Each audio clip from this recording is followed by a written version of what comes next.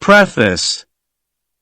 For this rhymed version of the fables, I have to thank my early friend and master W. J. Linton, who kindly placed the MS at my disposal. I have added a touch here and there, but the credit of this part of the book still belongs to him. Walter Crane.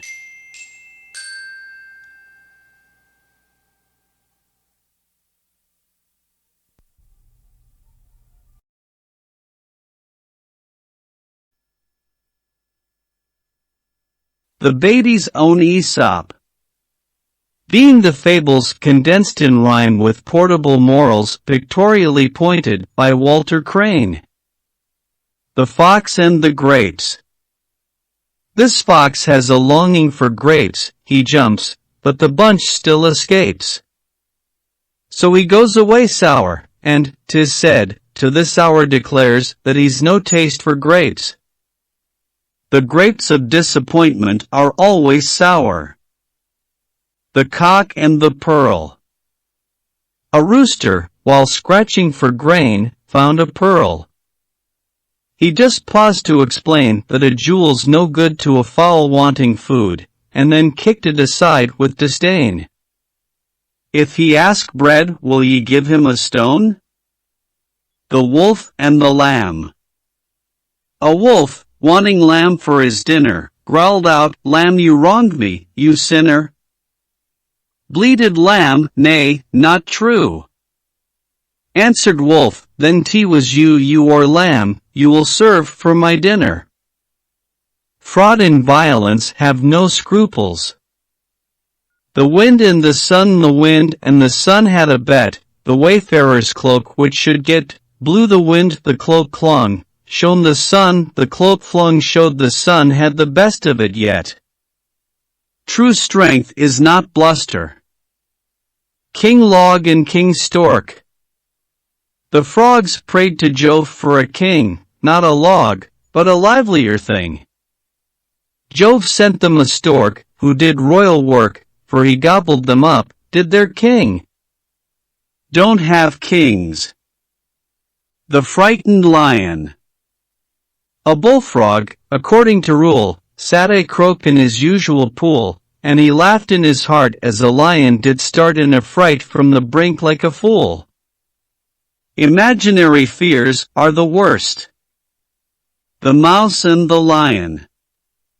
A poor thing the mouse was, and yet, when the lion got caught in a net, all his strength was no use. 'Twas the poor little mouse who nibbled him out of the net. Small causes may produce great results. The Married Mouse. So the mouse had Miss Lion for bride. Very great was his joy and his pride, but it chanced that she put on her husband her foot, and the weight was too much, so he died. One may be too ambitious. Heracles and the Waggoner. When the gods saw the waggoner kneel, crying, "Hercules, lift me my wheel from the mud, where 'tis stuck," he laughed, "No such luck, set your shoulder yourself to the wheel." The gods help those who help themselves. The Lazy Housemaids. Two maids killed the rooster whose warning awoke them too soon every morning, but small were their gains, for their mistress took pains to rouse them herself without warning. laziness is its own punishment. The snake and the file. A snake, in a fix, tried a file for a dinner. "'Tis not worth your while," said the steel, "don't mistake, I'm accustomed to take, to gifts not the way of a file. We may meet our match." The fox and the crow. Said sly fox to the crow with the cheese, "Let me hear your sweet voice, now, do please." And this crow, being weak, cawed the bit from her beak. "Music charms," said the fox, "and here's cheese." Beware of flatterers. The dog in the manger. A cow sought mouthful of hay, but a dog in the manger there lay, and he snapped out, "How now?" When most mildly, the cow adventured a morsel to pray. Don't be selfish. The frog and the bull. Said the frog, quite puffed up to the eyes, "Was this bull about me as to size?" "Rather bigger, frog brother." "Puff, puff," said the other, "a frog is a bull if he tries." Brag is not always belief. The fox and the crane. You have heard how Sir Fox treated Crane, with soup and a plate. When again they dined, a long bottle just suited Crane's throttle, and Sir Fox licked the outside in vain. There are games the two can play at. Horse and man. When the horse first took man on his back, to help him the stag to attack, how little is dread, as the enemy fled, man would make him his slave and his back. Advantages may be dearly bought. The ass and the enemy. Get up! Let us flee from the foe, said the man, but the ass said, Why so? Will they double my load, or my blows? Then, by goad, and by stirrup, I've no cause to go. Your reasons are not mine. The fox and the mosquitoes. Being plagued with mosquitoes one day, said old fox, Pray don't send them away, for a hungrier swarm would work me more harm. I had rather the full ones should stay. There were politicians in Aesop's time. The fox and the lion. The first time the fox had a sight of the lion, he most died of fright. When he next met his eye, fox felt just a bit shy, but the next, quite at ease, and polite. Familiarity destroys fear. The miser and his gold. He buried his gold in a hole. One saw, and the treasure he stole. Said another, What matter? Don't raise such a clatter, you can still go and sit by the hole. Use alone gives value. The golden eggs. A golden egg, one every day, that simpleton's goose used to lay, so he killed the poor thing, swifter fortune to bring, and dined off his fortune that day. Greed overreaches itself. The man that pleased none. Through the town this good man and his son strove to ride as to please every one, self, son, or both tried, then the ass had a ride, while the world, at their efforts, poked fun. You cannot hope to please all. Don't try. The oak and the reeds. Giant oak, in his strength and his scorn of the winds, by the roots was uptorn, but slim reeds at his side, the fierce gale did outride, since, by bending the burden was born. Bend not break. The fir and the bramble. The fir tree looked down on the bramble. Poor thing, only able to scramble about on the ground. Just then an axe sound made the fir wish himself but a bramble. Pride of place has its disadvantages. The trees and the woodman. The trees ask of man what he lacks, one bit just to handle my axe. All he asks, well and good, but he cuts down the wood. So well does he handle his axe. Give me an inch and I'll take an ell. The hart and the vine. A hart by the hunters pursued, safely hid in a vine, till he chewed the sweet tender green, and, through shaking leaves seen, he was slain by his ingratitude. Spare your benefactors. The man and the snake. In pity he brought the poor snake to be warmed at his fire. A mistake. For the ungrateful thing wife and children would sting. I have known some as bad as the snake. Beware how you entertain traitors. The fox and the mask. A fox with his foot on a mask, thus took the fair semblance to task. You're a real handsome face, but what part of your case are your brains in, good sir? Let me ask? Masks are the faces of shams. The ass in the lion's skin. What pranks I shall play. Thought the ass in this skin for a lion to pass, but he left one ear out, and a hiding, no doubt, lion had on the skin of an ass. Impostors generally forget something. The lion and the statue. On a statue, King Lion dethroned, showing conqueror man, lion frowned. If a lion, had been sculptor, he'd show lion rampant, and man on the ground. The story depends on the teller. The boaster. In the house, in the market, the streets, everywhere he was boasting his feats, till one said, with a sneer, let us see it done here. What's so oft done with ease, one repeats. Deeds not words. The vain jackdaw. Fine feathers, Jack thought, make fine fowls. I'll be envied of bats and of owls. But the peacock's proud eyes saw through his disguise, and Jack fled the assembly of fowls. Borrowed plums are soon discovered. The peacock's complaint.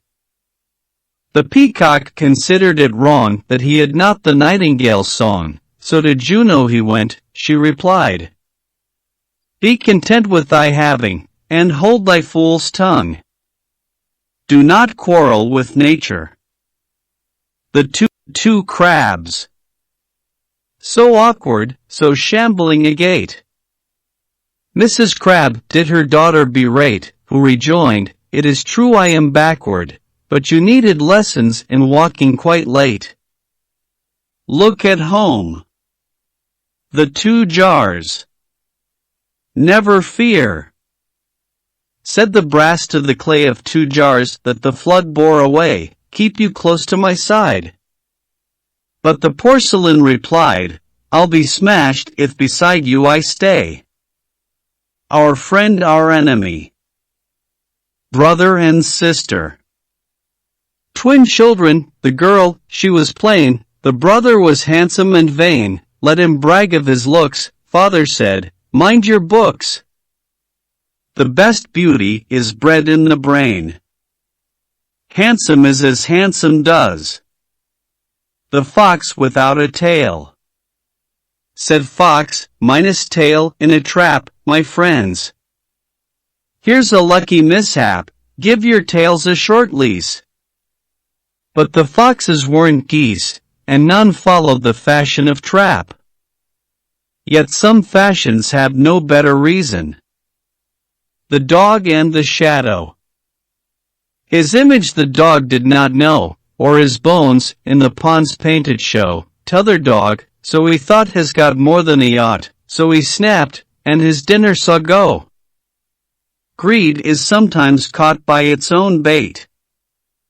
The crow and the pitcher. How the cunning old crow got his drink when 'twas low in the pitcher, just think. Don't say that he spilled it. With pebbles he filled it, till the water rose up to the brink. Use your wits. The Eagle and the Crow. The eagle flew off with a lamb, then the crow thought to lift an old ram, in his eaglish conceit, the wool tangled his feet, and the shepherd laid hold of the sham. Beware of overrating your own powers. The Blind Doe. A poor half-blind doe her one eye kept shoreward, all danger to spy, as she fed by the sea, poor innocent. She was shot from a boat passing by. Watch on all sides. The Geese and the Cranes. The geese joined the cranes in some wheat, all was well, till, disturbed at their treat, light-winged, the cranes fled. But the slow geese, well fed, couldn't rise, and were caught in retreat. Beware of enterprises where the risks are not equal. The trumpeter taken prisoner. A trumpeter, prisoner made, hoped his life would be spared when he said he'd no part in the fight, but they answered him, right, but what of the music you made? Songs may serve a cause as well as swords. Hot and cold. When to warm his cold fingers man blew, and again, but to cool the hot stew, simple satyr, and used to man's ways, felt confused, when the same mouth blew hot and cold too. Aesop aimed at double dealing. Neither beast nor bird. A beast he would be, or a bird, as might suit, thought the bat, but he erred. When the battle was done, he found that no one would take him for friend at his word. Between two stools you may come to the ground. The stag in the ox stall. Safe enough lay the poor hunted deer in the ox stall, with nothing to fear from the careless-eyed men, till the master came, then there was no hiding place for the deer. An eye is keen in its own interest. The deer and the lion. From the hounds the swift deer sped away, to his cave, where in past times he lay well concealed, unaware of a lion couched there, for a spring that soon made him his prey. Fate can meet as well as follow. The lion in love. Though the lion in love let them draw all his teeth, and pare down every claw, he'd no bride for his pains, for they beat out his brains ere he set on his maiden a paw. Our very means may defeat our ends. The cat and Venus. Might his cat be a woman, he said, Venus changed her, the couple were wed, but a mouse in her sight metamorphosed her quite, and, for bride, a cat found he instead. Nature will out. Mice in council. Against cat sat a council of mice. Every mouse came out prompt with advice, and a bell on cat's throat would have met a round vote, had the bell hanger not been so nice. The best policy often turns on an if. The hen and the fox. The hen roosted high on her perch, hungry fox down below, on the search, coaxed her hard to descend she replied. Most dear friend, I feel more secure on my perch. Beware of interested friendships. The cat and the fox. The fox said I can play, when it fits, many wiles that with man make me quits, but my trick's up a tree. Said the cat, safe to see clever fox hunted out of his wits. Trust to skill rather than wit. The hare and the tortoise. 'Twas a race between tortoise and hare. Puss was sure she'd so much time to spare, that she lay down to sleep, and let old Thickshell creep to the winning post first, you may stare. Persistence beats impulse. The hares and the frogs. Timid hares, from the trumpeting wind, fled as swift as the fear in their mind, till in fright from their fear, from the green sedges near, leaping frogs left their terror behind. Our own are not the only troubles. porcupine, snake, and company. Going shares with the snakes, Porcupine said, "The best of the bargain is mine," nor would he back down. When the snakes would disown the agreement his quills made them sign. Hasty partnerships may be repented of. The bear and the bees. "Their honey I'll have when I please, who cares for such small things as bees?" said the bear, but the stings of these very small things left him not very much at his ease. The weakest united may be strong to avenge. The bundle of sticks. To his sons, who fell out, father spake, "This bundle of sticks you can't break, take them singly, with ease, you may break as you please, so, dissension your strength will unmake." Strength is in unity. The farmer's treasure. Dig deeply, my sons, through this field. There's a treasure, he died, unrevealed the spot where 'twas laid, they dug as he bade, and the treasure was found in the yield. Productive labor is the only source of wealth. The cock, the ass, and the lion. The ass gave a horrible bray, cock crowed, lion scampered away, ass judged he was scared by the bray, and so dared to pursue, lion ate him they say. Don't take all the credit to yourself. The ass and the lapdog. How master that little dog pets. Think the ass, and with jealousy frets, so he climbs master's knees, hoping dog, like to please, and a drubbing is all that he gets. Asses must not expect to be fondled. Fortune and the boy. A boy heedless slept by the well by Dame Fortune await. Truth to tell, said she, hadst been drowned, tea would have surely been found. This by fortune, not folly befell. Fortune is not answerable for our want of foresight. The ungrateful wolf. To the wolf, from whose throat Dr. Crane drew the bone, his long bill made it plain he expected his fee. Snarled wolf, fiddle-de-dee, be thankful your head's out again. Some characters have no sense of obligation. The fisherman and the fish. Prayed the fish, as the fisherman took him, a poor little mite, from his hook, "Let me go. I'm so small." He replied, "Not at all. You're the biggest, perhaps in the brook. A little certainty is better than a great chance." The herdsman's vows. A kid vowed to Jove, so might he find his herd, and his herd did he see soon, of lions the prey, then 'twas, "Get me away, and a goat of the best take for fee." How often would we mend our wishes?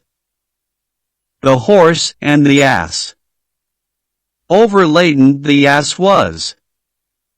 The horse wouldn't help, but had time for remorse when the ass lay dead there, for he then had to bear both the load of the ass and his course.